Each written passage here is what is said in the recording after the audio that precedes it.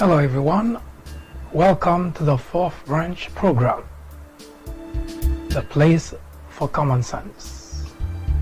My name is Mike Duchan. I'm going to be your host today for Wednesday, May 22nd, 2019. I'm glad you're here. We begin today with the first segment, which is the reading of the Mueller's report. Conversation with some of my fellow Republicans leave a lot to think about in terms of a lot of things. Whenever the conversation about the Mueller report is brought, most people say, well, most Republicans, needless to say, those who voted for Donald Trump say that Russia had nothing to do with their vote. Not sure whether they say that because they believe that, or they say that because it's a defense to prove that they had full control over what they did. Even before the Mueller report, I personally, it was very early in the presidential campaign in 2016, I remember very clearly that I was screaming at the top of my lungs when Julian Assange got involved in meddling in our internal affair by releasing damaging information related to Hillary Clinton. At that time, nobody was aware that there was an investigation being conducted in the background, and nobody even fathomed the idea at some point there would be a need for a special counsel. But it was pretty obvious to me that we, Americans, were condoning, encouraging the meddling into our internal affairs from a foreign entity. At that time, we didn't even know that WikiLeaks was associated with Russia. But to me, it was totally irrelevant. Because as American, the only thing that makes the system of democracy we have an important model for the rest of the world to follow is because they trust what we do here. No matter how bad it is, but they trust that we, the people, make the decision. But unfortunately for those Republicans who believe that they made decision, according to the Mueller report, as I started to mention, that they were very much influenced by what was being done. In fact, I'm going to continue reading the executive summary, which is still there, and you're going to see that indeed, most Republicans who actually voted for Donald Trump were influenced by Russia. Yes, they may not want to admit it. They may want to believe that they made their own decision, but we know that they did not, because influence, when you get bombarded on a regular basis with certain thought, you being, especially, I already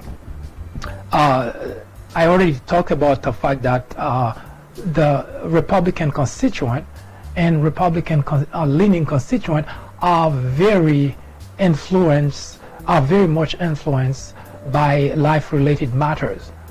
So all they need is a little push, and Russia provided the much-needed push for those individuals to make that decision.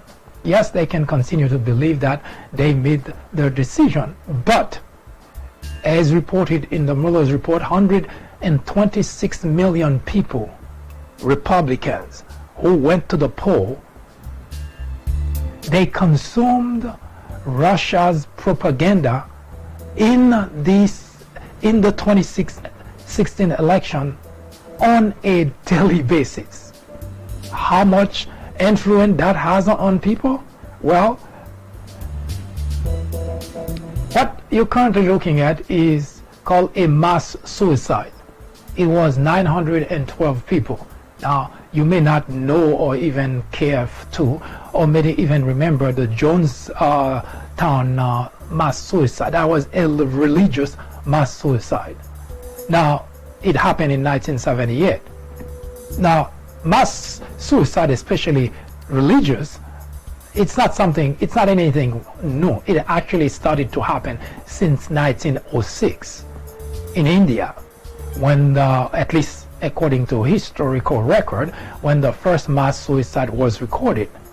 And it has never tapered, and it doesn't belong to, it doesn't happen in a specific or particular country, because it's been happening around the world, in Europe, in the Caribbean, in Africa, here in the United States, in Canada, in Switzerland. It has been happening. Now, how does that happen? Well, it so happened that one individual managed to convince, not just wake up one day and say, you're going to commit suicide, but through a series of messages. And at the time, that individual has enough influence on that group, decide it's time to commit suicide, they all go along and committed suicide. So of course they're not around to realize that's exactly what happened, but had they been able to survive, they would have told you that, well, I wasn't influenced to commit suicide. That's exactly what you expect. And as such, we know that Republican and Republican-leaning constituents are very easily manipulated. But unfortunately, once they are manipulated, no matter what anybody tells any one of them, they would stick to their gun and say, no, Russia didn't influence me. But ask many of those people, millions of those people, about people that they follow on during the 2016 group that they follow, and you will find out that millions of them actually were members, followed groups that actually consume those type of material that Russia was putting out there. Yes, Republican, Trumpublican, you were very much influenced by Russia to vote Donald Trump in office, because Russia had a strategy: promote Donald Trump and disparage Hillary Clinton. So the message was well orchestrated. Get you to hate Hillary Clinton even more than you probably already did, and get you to love Donald Trump because he is a good person. So having said that, the Mueller report revealed what exactly we as a country we are going against. It's like mass suicide, because just like you see on that picture where 900, almost 1,000 people influenced by one individual to commit suicide, and that's exactly what the Republican constituent did.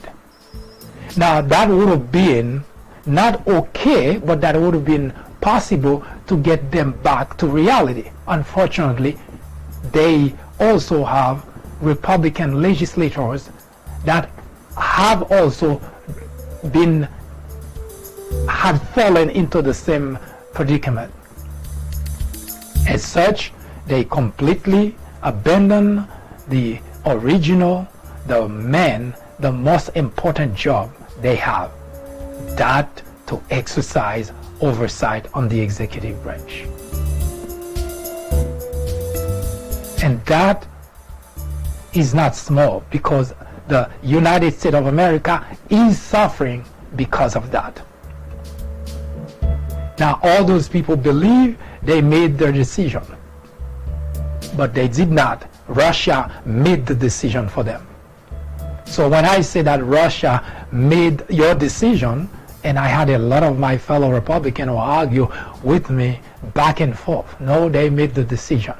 Yes, you did go to the poll. You cast your vote for Donald Trump, but Russia made the decision for you, because they tell you Hillary was bad, and they tell you Donald Trump was the person to vote for. So you cast your vote because you were told by Russia to cast your vote for Donald Trump. But what makes the situation even worse is the fact that up to today, a lot of those individuals stick to their gun because they don't want to look stupid, dumb, ignorant, and others simply already believe whatever that they believe, and they're not going to change their mind, because as far as they're concerned, whatever they consume from Russia is the truth, and no one can argue that. As such, I can tell you with a high degree of certainty, it is impossible to help someone who just doesn't know he needs help. It's highly impossible. Just before we get to the Mueller report, remember the story in the Bible where people were all upset because they want to crucify Jesus?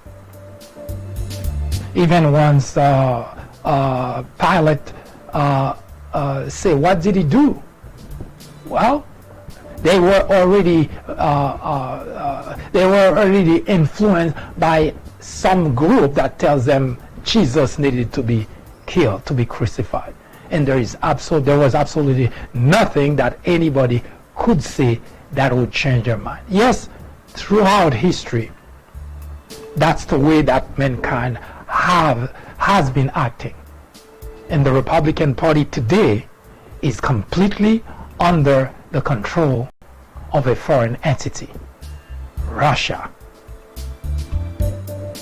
The biggest problem, the Republican legislators, they too are under the influence of Russia. And that, patriots, require a high level of effort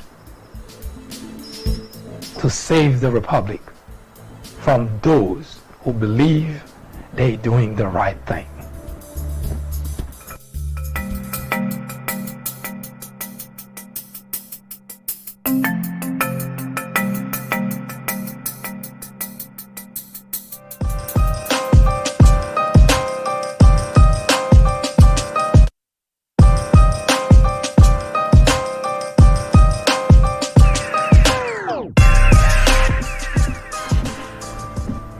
We continue reading from the Mueller report.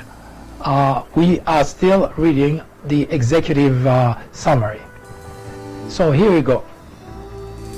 The IRA operated individualized Twitter accounts similar to the operation of its Facebook account by continuously posting original content to the account while also communicating with US Twitter users directly through public tweeting or Twitter's private messaging.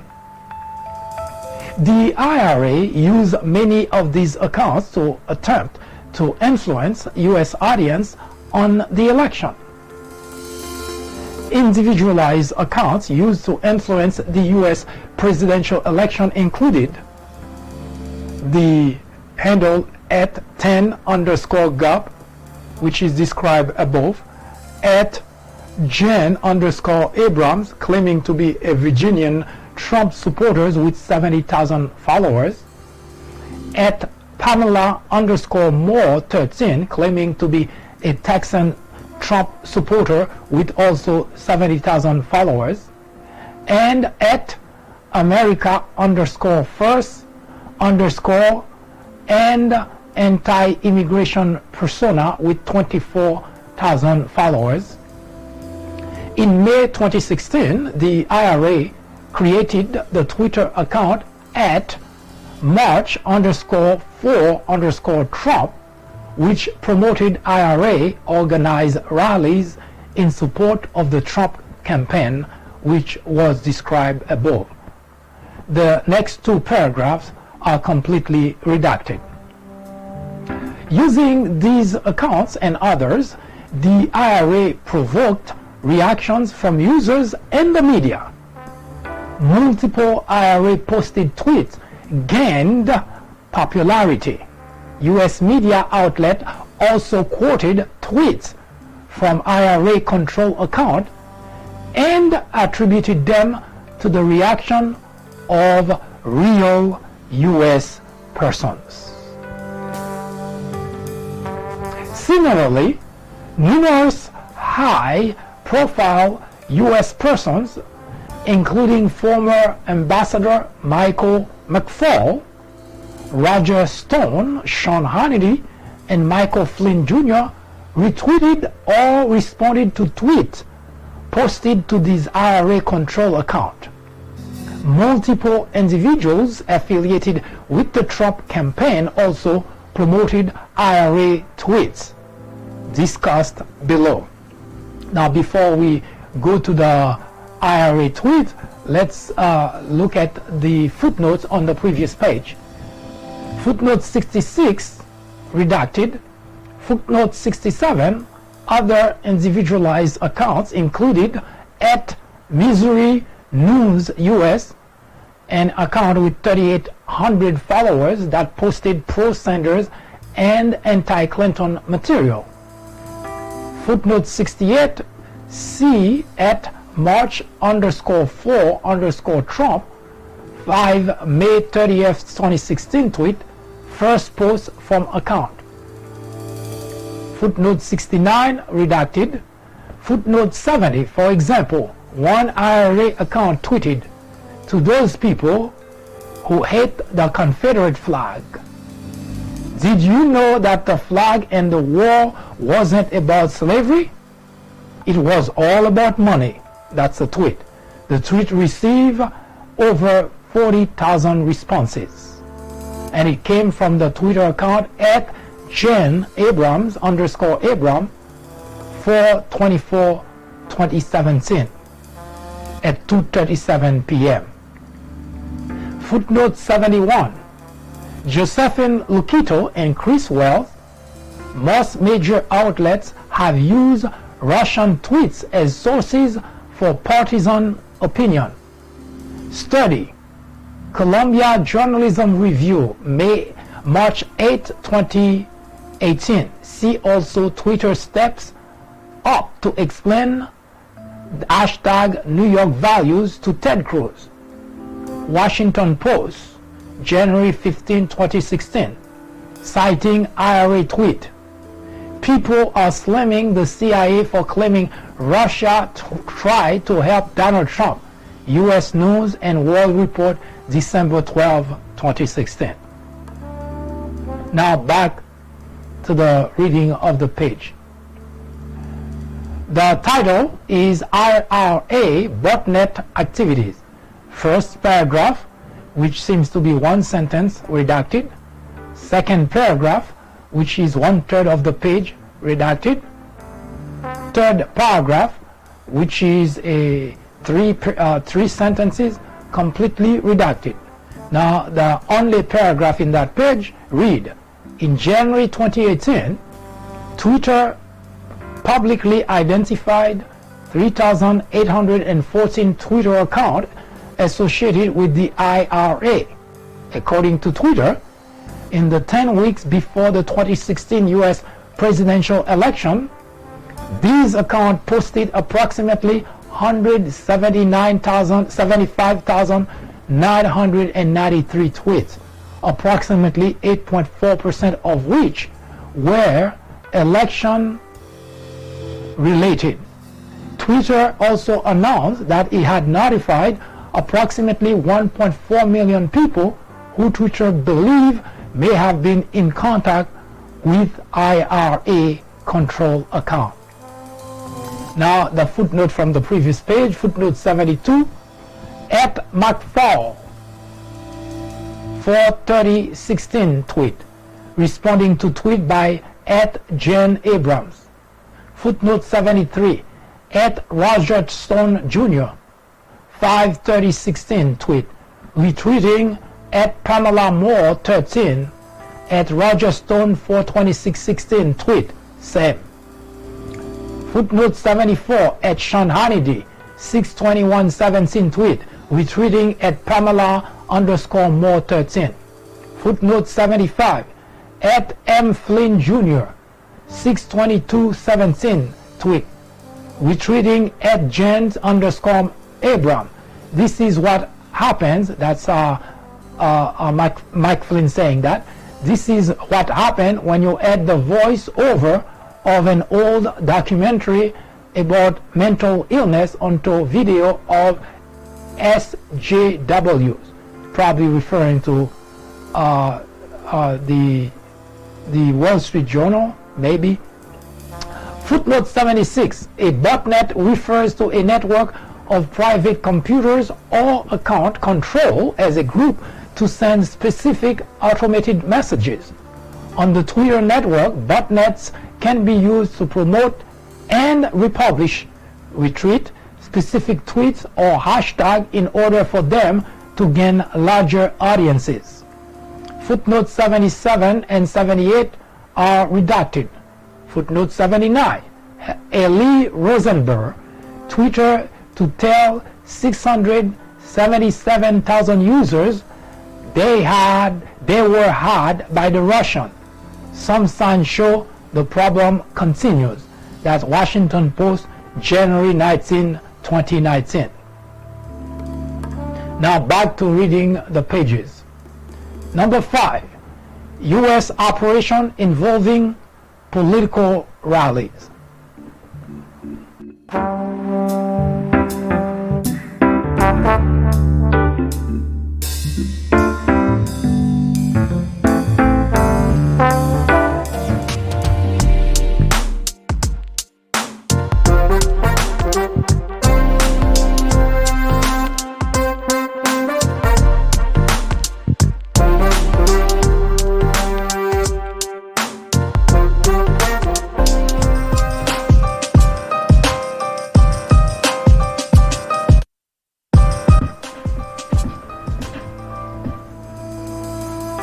U.S. operation involving political rallies. The IRA organized and promoted political rallies inside the United States while posing as U.S. grassroots activists. First, the IRA used one of its pre-existing social media persona, Facebook groups and Twitter account, for example, to announce and promote the event. The IRA then sent a large number of direct messages to followers of its social media account asking them to attend the event. From those who responded with interest in attending, the IRA then sought a U.S. person to serve as the event's coordinator. In most cases, the IRA account operator would tell the U.S. person that they personally could not attend the event due to some pre-existing conflict or because they were somewhere else in the United States. The IRA then further promoted the event by contacting U.S. media about the event and directing them to speak with the coordinator. After the event, the IRA posted video and photograph of the event to the IRA social media account. The office identified dozens of U.S. rallies organized by the IRA. The earliest evidence of a rally was a Confederate rally in November of 2015. The IRA continued to organize rallies even after the 2016 U.S. presidential election. The attendance at rallies varied. Some rallies appear to have drawn few, if any, participants, while others drew hundreds. The reach and success of these rallies was closely monitored. The remaining part of this paragraph has been redacted. Footnote 80, Twitter. Update on Twitter's review of the 2016 U.S. election, updated January 31st, 2018. Twitter also reported identifying 50,258 automated accounts connected to the Russian government, which tweeted more than 1 million times in the 10 weeks before the election. Footnote 81. Update on Twitter's review of the 2016 U.S. election, updated January 31st, 2018. Footnote 82. 8/2016 Facebook message ID 1000009922 908461. Matt Skibber to ID, which is ID number is blocked. Footnote 83, CEG72116, email joshmilton024@gmail.com to the recipient ID is redacted. 72116, email joshmilton024@gmail.com to recipient again is redacted. Footnote 84, at March 4_4_Trump 6/25/16 tweet posting photo from rally outside Trump Tower. Footnote 85, Instagram ID 22280121168, Stand for Freedom 11/13/2015. Post, good evening buds. Well, I am planning to organize a Confederate rally in Houston on the 14th of November, and I want more people to attend. That was the end of the reading for that particular page of the footnote. The next page, which is according to the Mueller report, page 30, but according to the whole report, it's page 8, rather page 39. The whole page is redacted. So we're going to read from the following page. It says, there is a picture on the page, on the left hand side of the page, that says miners for Trump. That's people who do coal mining. And underneath it, it says bring back our job, help Mr. Trump fix it. It looks, they made it in such a way as if it is the cover of a magazine. So here's what this says. From June 2016 until the end of the presidential campaign, almost all of the U.S. rallies organized by the IRA focus on the U.S. election, often promoting the Trump campaign and opposing the Clinton campaign. Pro-Trump rallies included 3 in New York, a series of pro-Trump rallies in Florida in August 2016, and a series of pro-Trump rallies in October 2016 in Pennsylvania. The Florida rallies drew the attention of the Trump campaign, which posted about the Miami rally on candidate Trump's Facebook account, as discussed below. Many of the same IRA employees who oversaw the IRA social media account also conducted the day-to-day recruiting for political rally inside the United States. The remaining part of this paragraph has been redacted.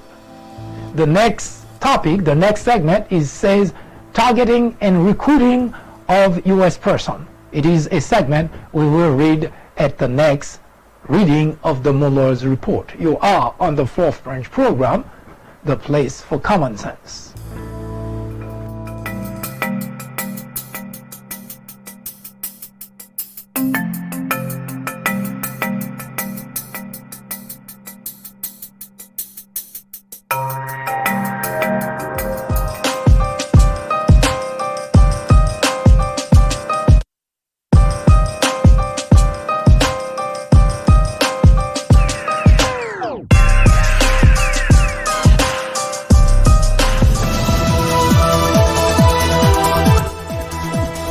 That was an update through the prism of common sense.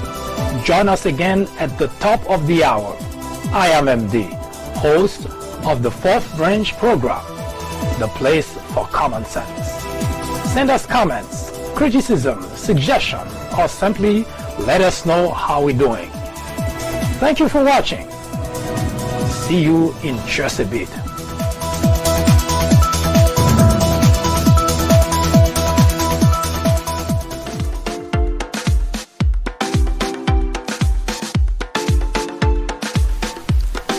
The Fourth Branch podcast is brought to you in collaboration with the People Branch publication, which can be found on the People Branch website located at peoplebranch.org. That's peoplebranch.org. That's peoplebranch.org website, in which you will find a number of very interesting articles. My name is Mike Duchesne, MD for short. I hope you have a great afternoon or a great evening, whichever it happens to be. Hopefully you can join me again next time for another interesting episode of this podcast. That was the fourth branch, live from New York. Good day.